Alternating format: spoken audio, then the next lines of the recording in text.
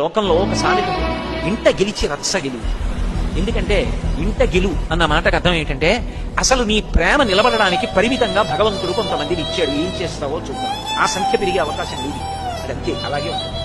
ఒక తల్లి కడుపులోంచి వచ్చాం అన్నవాళ్ళం కొంతమందిమే ఉంటాం. ఇంకా ఆ సంఖ్య పెరగదు. బంధువులు పెరుగుతారేమో, స్నేహితులు పెరుగుతారేమో, అమ్మ కడుపులోంచి వచ్చిన వాళ్ళం అన్న అపురూపమైనటువంటి అనుబంధం మాత్రం అంతే, అంతవరకే మిగులుతుంది. అంతకి దాటి ఇక మిగలదు. ఏదో అమ్మ కడుపున ఉన్న వాళ్ళం నలుగురం ఉన్నాం అనుకోండి, నాకు 50 ఏళ్ళు వచ్చినా నలుగురమే, 60 ఏళ్ళు వచ్చినా నలుగురమే, 70 ఏళ్ళు వచ్చినా నలుగురమే, 90 ఏళ్ళు వచ్చినా నలుగురమే.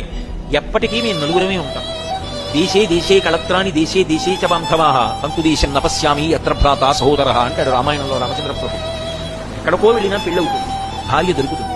ఎక్కడికి వెళ్ళినా బంధువులు దొరుకుతారు. ఎందుకనంటే కాబట్టి బంధువులు దొరుకుతారు, స్నేహితులు దొరుకుతారు, తోడపుట్టినవాళ్ళు. అమ్మ కడుపులోంచి మేము నలుగురం కలిసి వచ్చాం అన్నవాళ్ళు ఇంకంతే, వాళ్లే ఉంటారు. అది అపురూపమైనటువంటి అనుబంధం. ఆ అనుబంధం అది అనుభవించగలిగిన ఆర్ద్రత కలిగిన మనసున్న వాడికి తెలుస్తుంది తప్ప ఆర్ద్రత లేని వాడికి దెబ్బలాడుకోవడం ఒక్కటే చేతనవుతుంది. అన్నయ్య తమ్ముడు మాట్లాడుకోరు. దేనికి మాట్లాడుకోరు? ఆస్తి పంపకానికి గొడవ వచ్చిందా? అసలు ఆస్తి లేదు. మరి దేనికి దెబ్బలాడుకుంటున్నారు? కారణం లేదు. పెద్దలు ఎవరైనా వింటే నవ్విపోతారు. ఏ కారణం లేకుండా అన్నదమ్ములు ఇద్దరు సంవత్సరాలుగా మాట్లాడుకోలేదు. అప్పుడు ఏమి యోగ్యత కలిగిన బ్రతుకులు ఆ బ్రతుకులు? అది జీవితం కాదు.